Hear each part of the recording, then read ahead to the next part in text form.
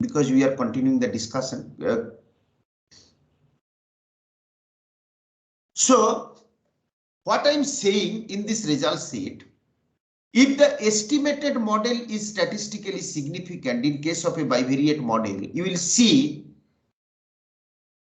the slope coefficient will also be statistically significant. And another interesting aspect here for a bivariate model, if you just make a square of this t statistic, you will get the value of this f statistic. Just try at your end. Just make square of 2.74.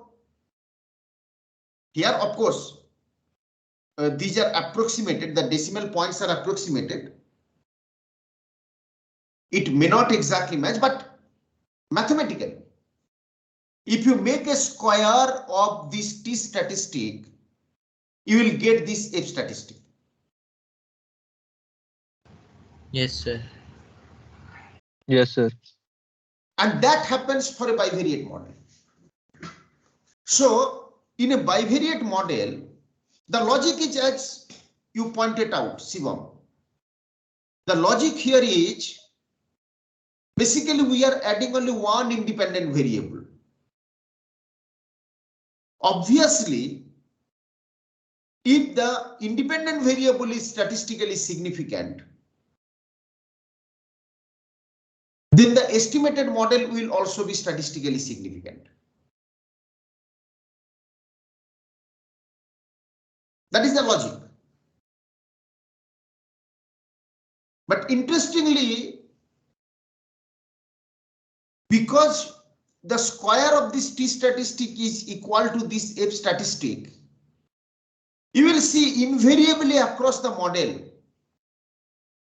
the level of significance here and the level of significance here would be exactly the same.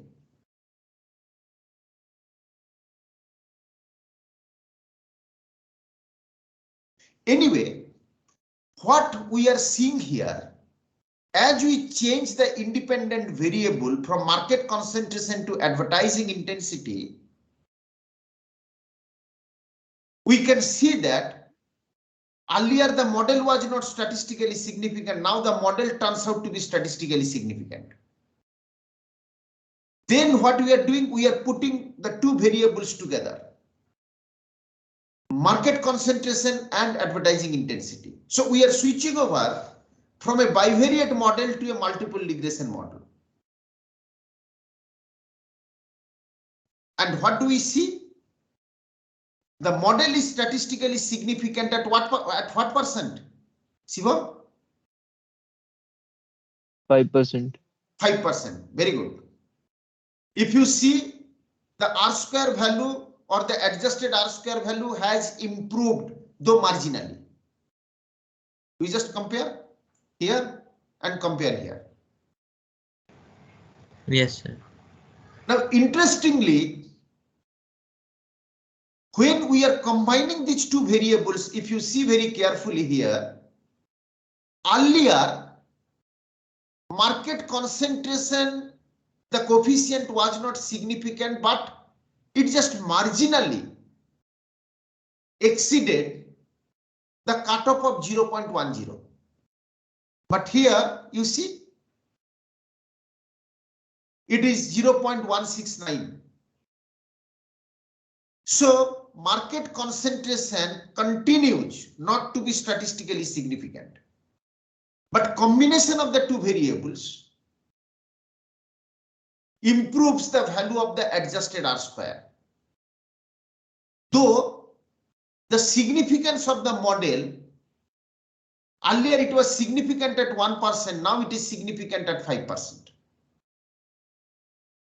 Now I am going for another variable, that is foreign technology purchase. What do I see? We see model is significant at 1%. The individual coefficient is also statistically significant. But when I combine FTP with market concentration, Interestingly, if you see, now the coefficient of both the variables turn out to be statistically significant.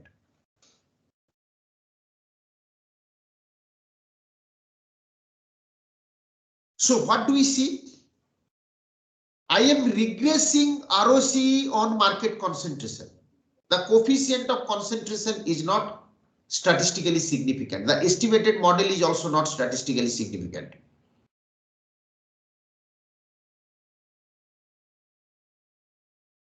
Right?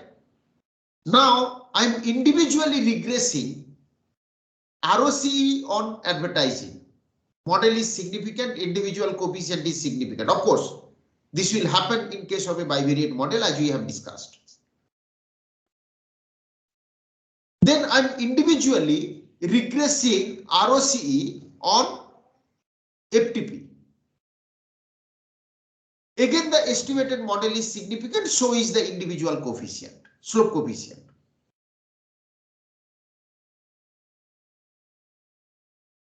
Interestingly, when I am combining market concentration with advertising, you see the coefficient of advertising is not statistically significant. Sorry, market concentration is not statistically significant. But when I am combining FTP with market concentration, I find the coefficient of both the variables statistically significant. Question is why? Why such differences? And another interesting change, if you see, when I'm combining market concentration with foreign technology purchase, value of both R square and adjusted R square both improve.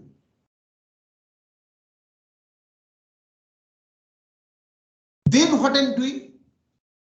Now I'm bringing in three variables: market concentration, foreign technology purchase, and advertising intensity. What do I see? All the three variables are having statistically significant coefficients. Value of R square and adjusted R square both improve considerably. The model is also statistically significant at 1% if you see the probability.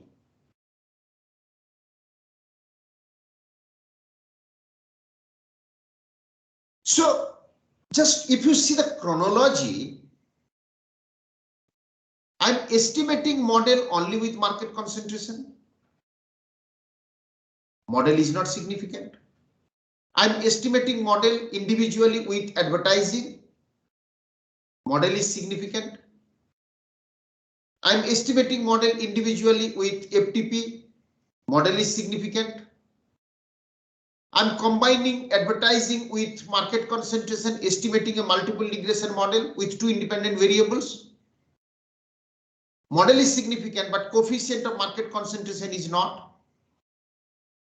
I'm repeating that work in respect of FTP, not advertising. I can see the model is significant, coefficient of both market concentration and FTP, both are statistically significant. R square value improves though marginally. Now I am combining market concentration with FTP and advertising. I can see coefficient of all the three independent variables are now statistically significant. I can see improvement in value of both R square and adjusted R square.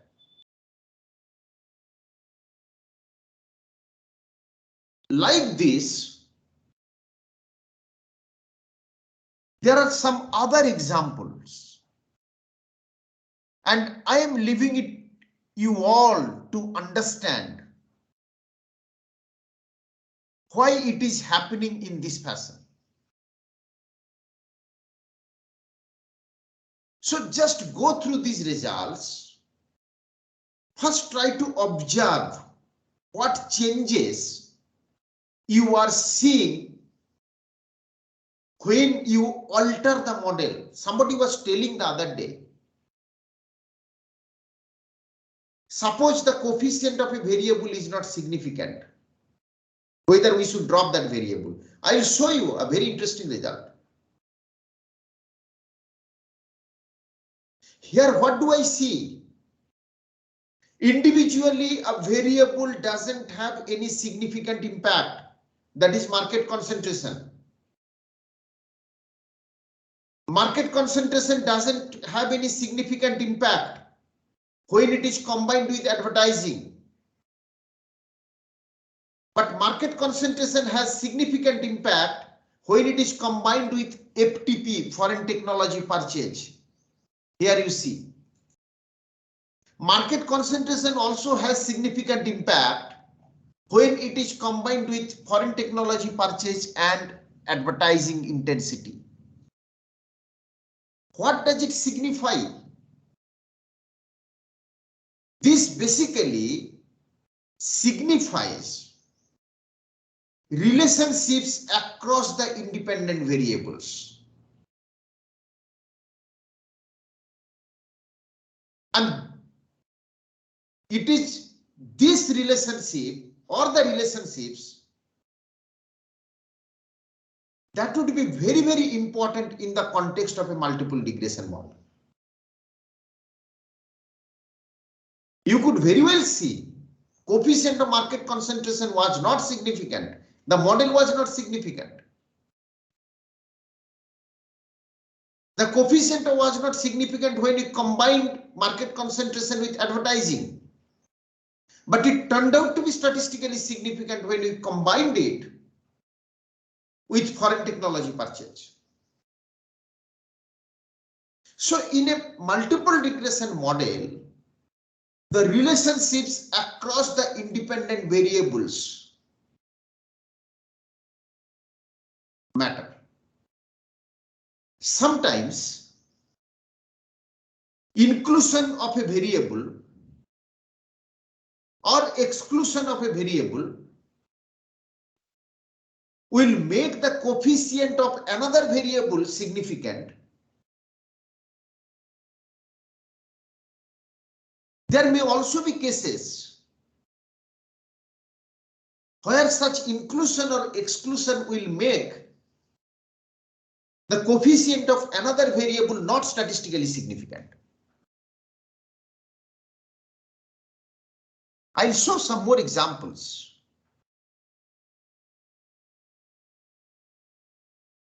But these examples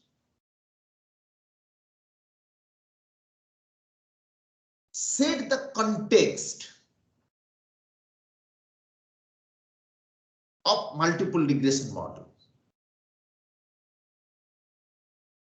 How the relationships across the independent variables can influence the regression results. As I said yesterday, when we talk about multiple regression model, the impact of a particular independent variable is seen in two ways. One is the direct impact of that variable on the dependent variable. Another is this variable influences other independent variables and subsequently the dependent variable. That is the indirect impact.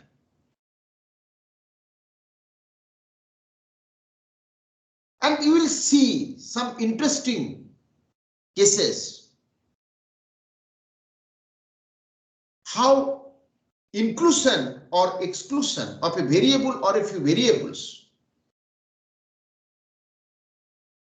can alter the regression results. So I have discussed up to command number 6. You see it very carefully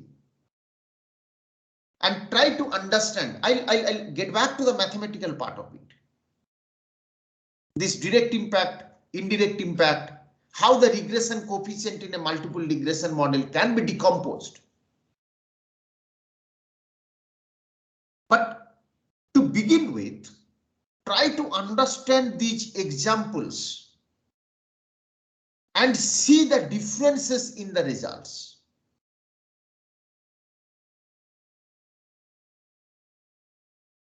These initial observations would be very, very important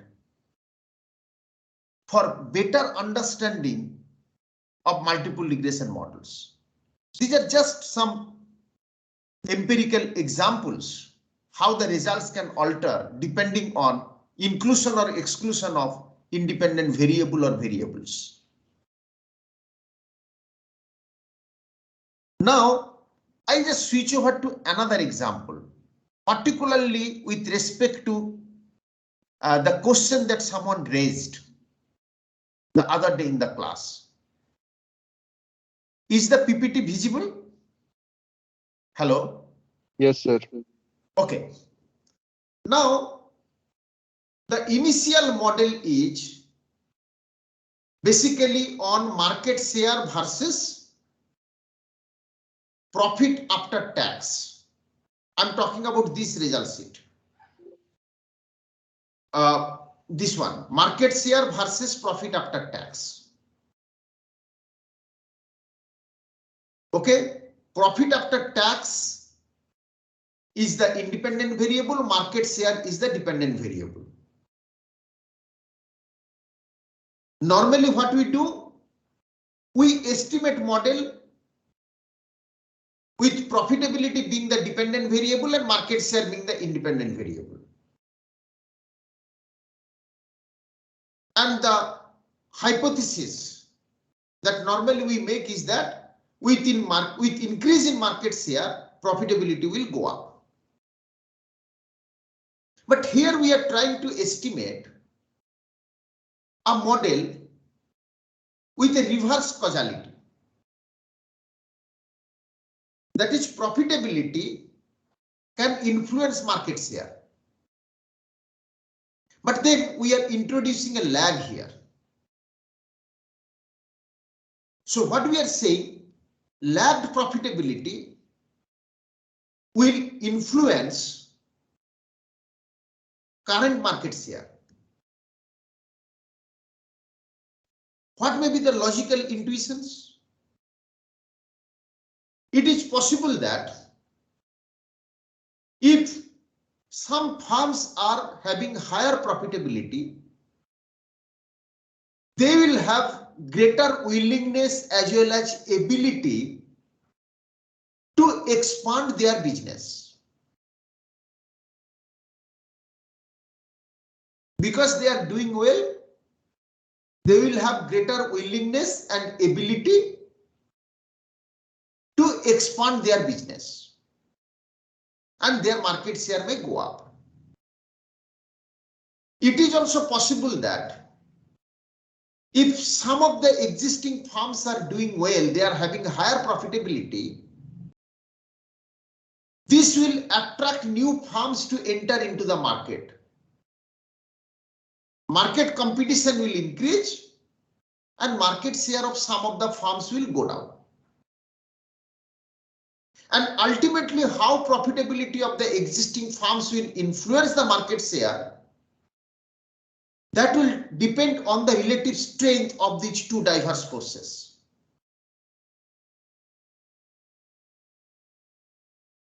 This is the logic of specifying a model like this. So here we are specifying market share, current market share is a function of lagged profitability, not the way we do generally, profitability as a function of market share. Now let us get back to the regression results. Is the estimated model significant? Is the estimated model significant? No. No, sir. No, the estimated model is not statistically significant. If you see this probability, it is very, very high, much higher than 0.10. If you see R square value, it is very low, close to 0, right? Now I am altering the model.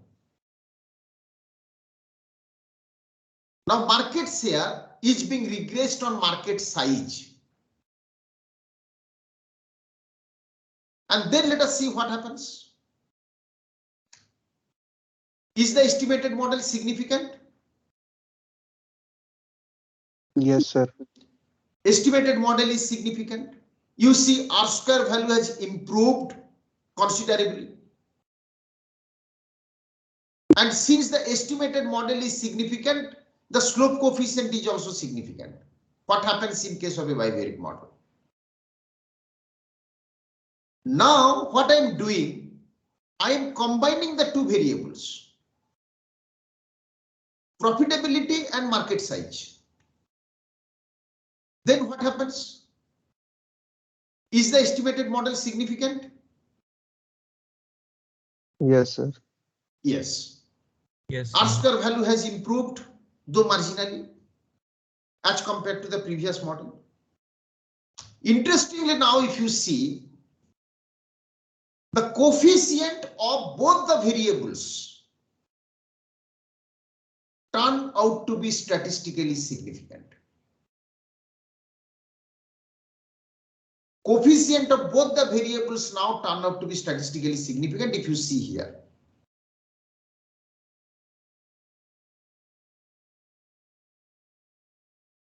And this is happening because of correlation, statistically significant correlation between lagged profitability and current market size. That is what I was trying to tell you. How the relationship across the independent variables, how does it matter?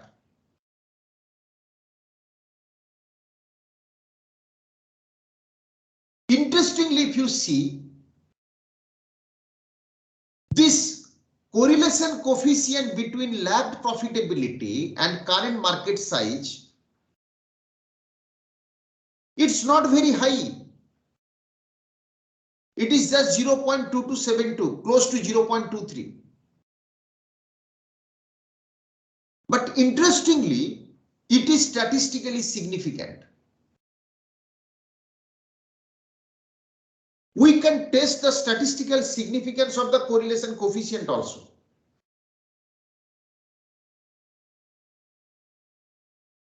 I don't know whether you have done that.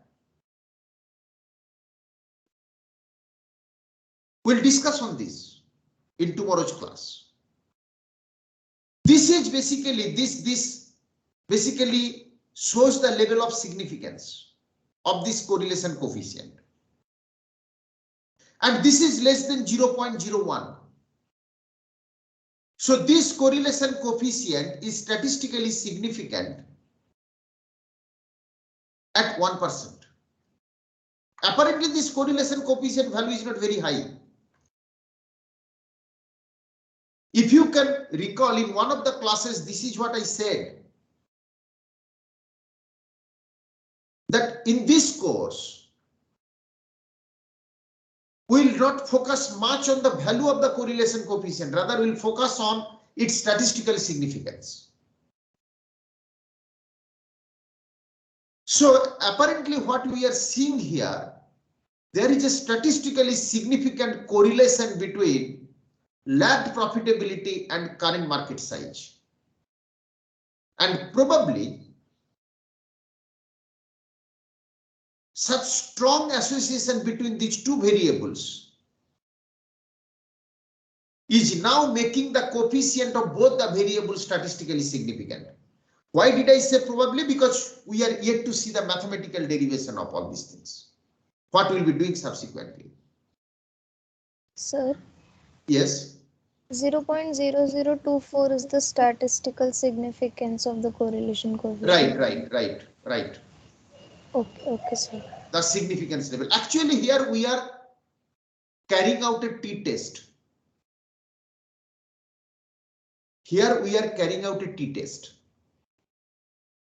I'll discuss on that t-statistic. Okay, When I sir. go for the mathematical derivation, I'll focus on that. But one thing is very important here. Henceforth, let us not focus only on the value of the correlation coefficient. Let us also see if the correlation coefficient is significant.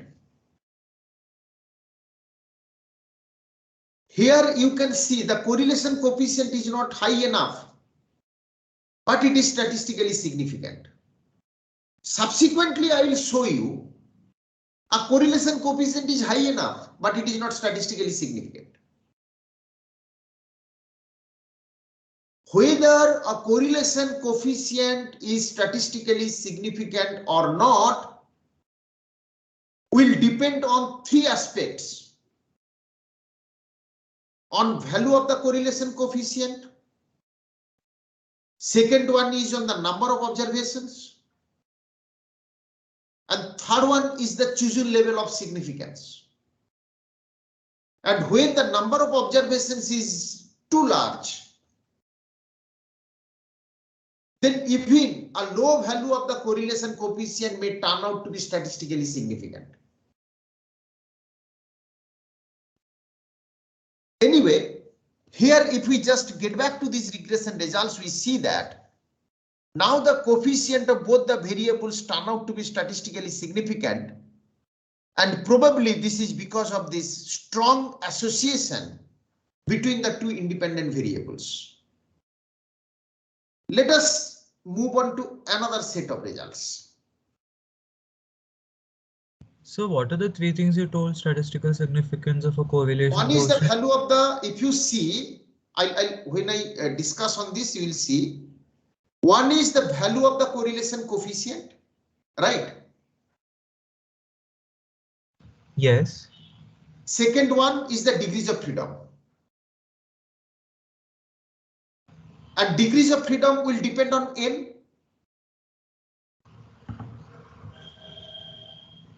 Is it clear? Yes, sir. And what is And the the third? third one is the chosen level of significance.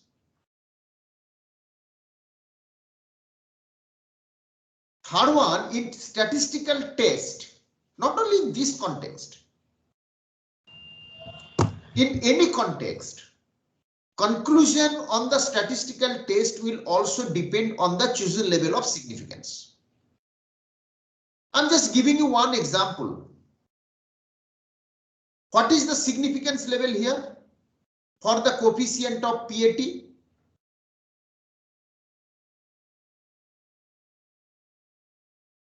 At what level it is significant? 1% or 5% or 10%? 5%. 5%. Now, if I choose the significance level at 1%, then I will say that the coefficient of profitability is not significant.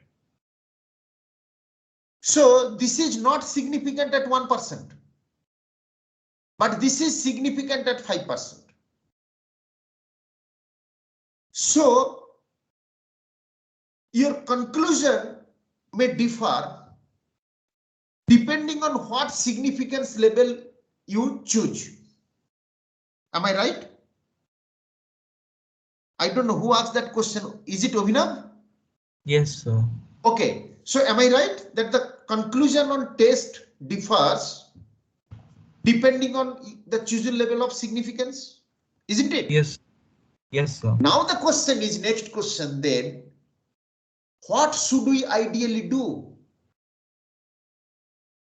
Should we choose 1% or we should go for 5%? Or should we go for 10%? Because this chosen level of significance will alter the conclusion. So what significance level should we pick? In general, people select 5% significance level.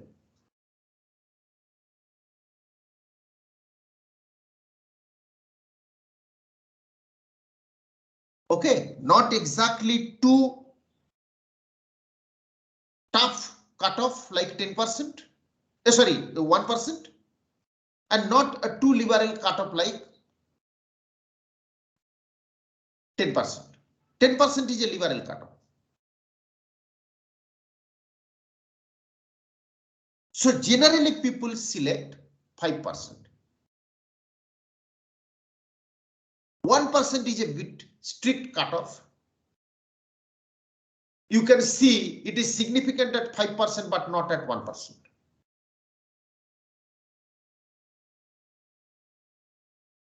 But question is, what should we prefer? 10% or 5% or 1%? If I simply compare, say 5% versus 1%, what should we prefer? 1%. Why? So like a model is even better. Like if you have two models and one is a 1% significance, then definitely the 1% one we should be choosing. Your answer is correct. But what may be the possible reason behind?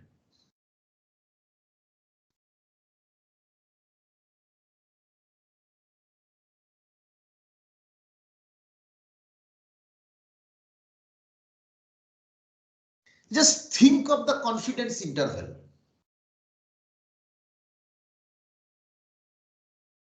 In which case will the confidence interval be wider? 5% or 1%? 1%. 1%. Very good. So at 1% the confidence interval will be wider. That means the possibility of lying outside the confidence interval will be less in case of 1% as compared to 5%.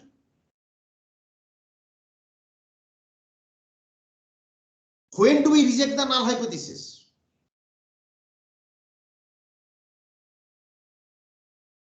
When do we reject the null hypothesis?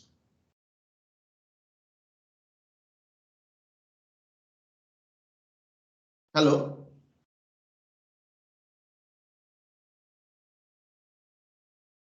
Hello? So we reject it when it is found to be statistically significant. Sorry? So we reject the null hypothesis and we find that the coefficients are statistically significant. Right.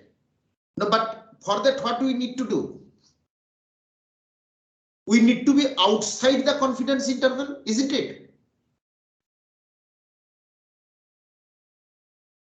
Yes, sir.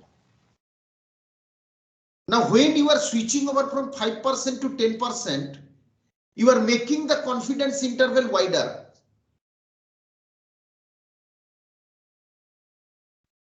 So you are actually reducing the chance of lying outside the confidence interval. Despite that, if you can reject the null hypothesis, don't you think that is a better conclusion? Don't you think that is a robust conclusion? Hello, Abhinav? Yes, sir. So basically you're saying that first to comment about statistical significance of a coefficient, I should lie outside the confidence interval, right? Yeah, what basically I'm saying, yeah, you are right. But at the same time, what I'm saying that why should we prefer 1% over 5%? Because 1% actually puts stricter criteria. When do we reject the null hypothesis? When the computed value is greater than the critical value, isn't it? Yes, sir. And the critical value would be higher at 1% as compared to 5%.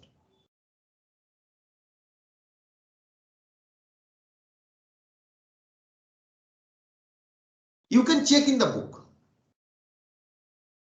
You can check in the statistical tables.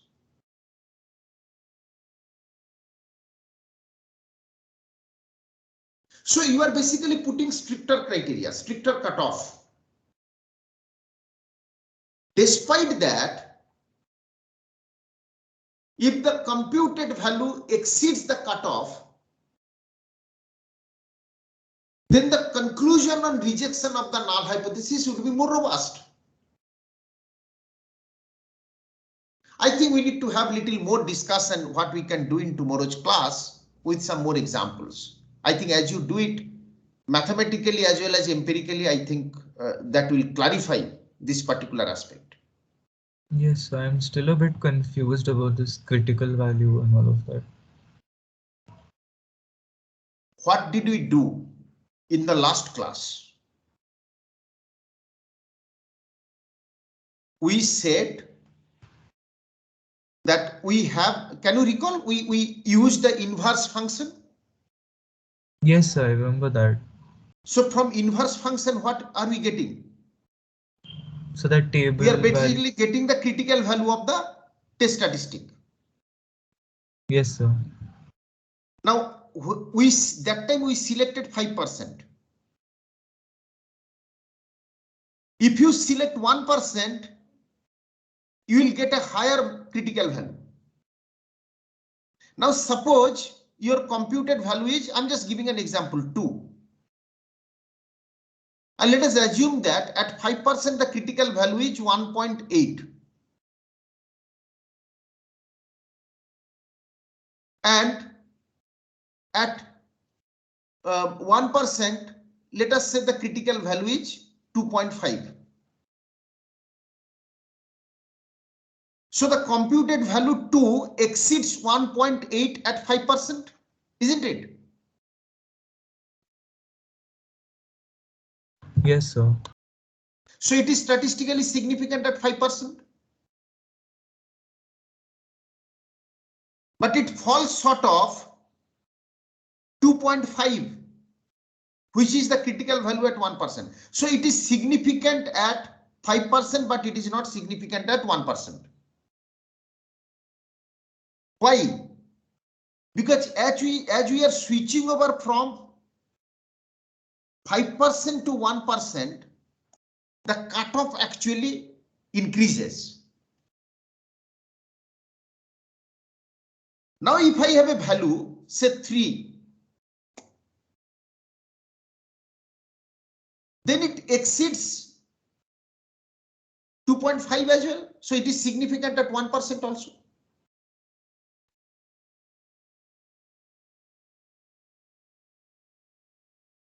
Is it clear or not? Yes, sir, understood. Let us do some more empirical work in the next class, in the lab class. I think then it would be better. But this is a very fundamental question. Why do we prefer 1% significance level to 5% significance level to 10% significance level?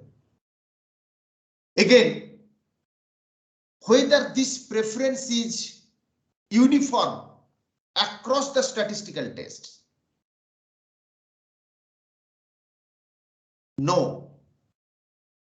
There would be some cases where I will say just exactly opposite. It depends on what is your null hypothesis.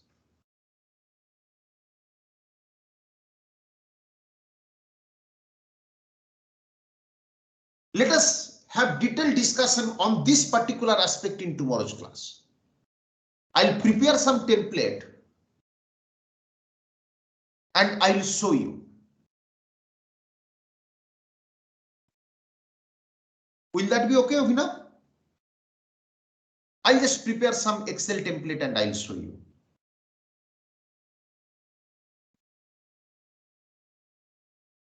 Is it okay? Should we move on? Yes, sir. Okay. Now, let us just get back to another model. Here what we did, we basically estimated the model market share being the dependent variable, and then we had two independent variables, profit after tax and market size. And we can see that the coefficient of both the variables are significant, and that is happening largely because of high degree of correlation between lagged profitability and market size. Now, I'm just getting back to another model. Here, basically just you see this one, not these results, just this one, market share, okay, versus lagged research and development. Now you see. What do you see here? The estimated model is statistically significant. The estimated model is statistically significant at 5%. So is the coefficient of lagged R&D. And now we are basically combining market size and R&D. Then what do we see?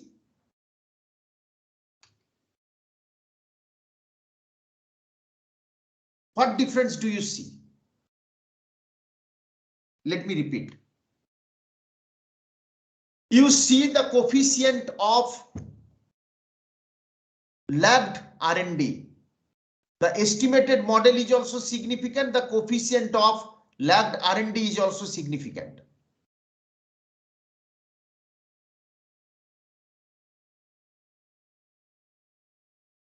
But when I'm combining R&D with market size, what do we see?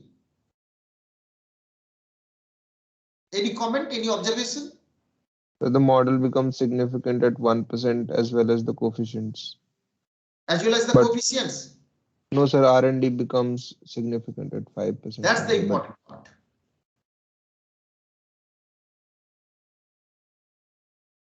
Earlier, what did we see? The coefficient of profitability was not significant. But when it was combined with market size, it was significant. Now what do I see? Coefficient of R&D was initially significant. But when it is combined with market size, it doesn't turn out to be significant.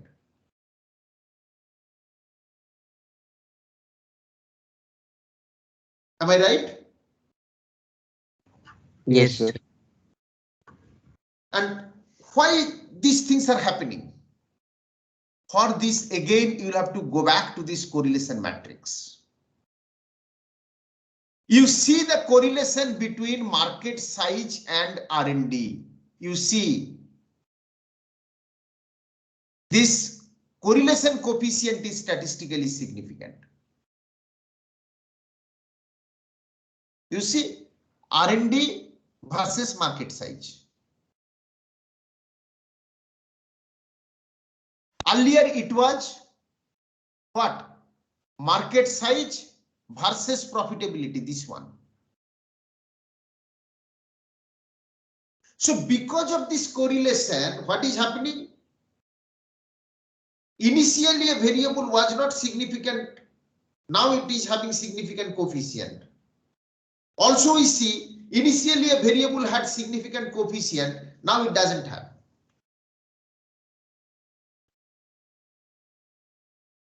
Question is, to what extent some such correlation can influence the regression results? And for that, we need to understand the coefficients, the standard errors, etc. in case of a multiple regression model. And how these coefficients and standard errors, how they can alter depending on the extent of correlation or association across the independent variables.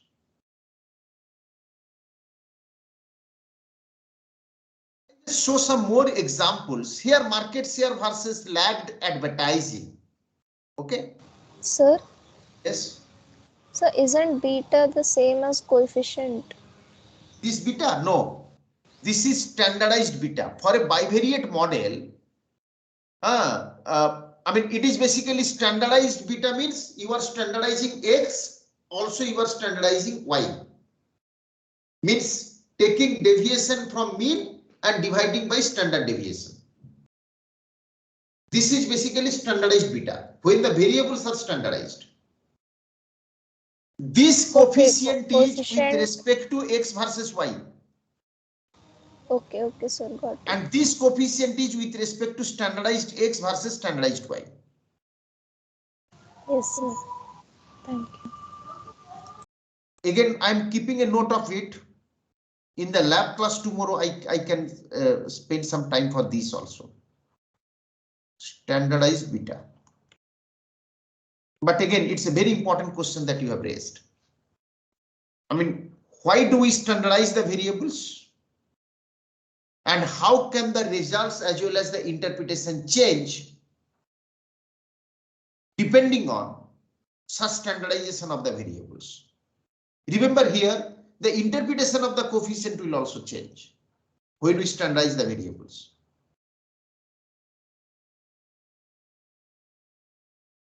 Now, alternative model, where we are using advertising as the independent variable. Again, the model is not significant. So is the coefficient. Then what we are doing? We are adding R&D with advertising. And we are getting both the variables significant. Now the coefficient of advertising is significant at 10%. So these are all different dimensions of the regression results, and you could see how the correlation or association across independent variables matter or influence the regression results in case of a multiple regression model. And when we discuss about multiple regression model, we need to understand the role of some such association, and for that we need to decompose the regression coefficients, the standard errors, etc. into different forms. And that is what we are going to do in next few classes. We'll do it mathematically as well as empirically. What we'll do first, we'll try to understand the importance of estimating multiple regression model. Like say estimating a demand function, whether it should be with respect to only price or it should be with respect to income, prices of other commodities, etc. When I'm estimating a saving function, should it be only with respect to income or it should also be with respect to rate of interest? Because we have studied both. So these are some of the fundamental questions, like when we are talking about ROCE, returns on capital employed. Should it be only with respect to market concentration? Should it be only with respect to some strategic variables? Or it should be a combination of all these variables? But one thing is common across the examples that I'm citing. Whenever we go for some such discussions, first we'll start with the underlying theory or the model. Then only we'll go for specifying the function and estimating the model. Like when I'm talking about what are the possible independent variables that can influence the returns on capital employed, I can get back to the standard structure conduct performance framework that people use in industrial economics. In structure conduct performance framework, it is said that performance of a firm is influenced by some strategies or some strategic variables, structural aspects of the market, policies of the government, etc. So when I estimate a model on financial performance of firms, I should keep in mind all these aspects. I should add some variables that will capture structural aspects of the market. I should add some variables that will capture strategic behavior of the firms. I should also add some variables that would capture the policy perspectives. So, combining these variables, inclusion of these variables with diverse aspects should be very, very important in the context of a multiple regression model. So we'll first try to understand these perspectives, some examples. Then we'll go for the mathematical derivations of the coefficients, standard errors, etc. And then we'll try to understand how these coefficients, standard errors, R-square, etc., how these are influenced by the association across the independent variables. And then we'll discuss on the issue of testing of hypothesis, goodness of fit, and the issue of multipolarity.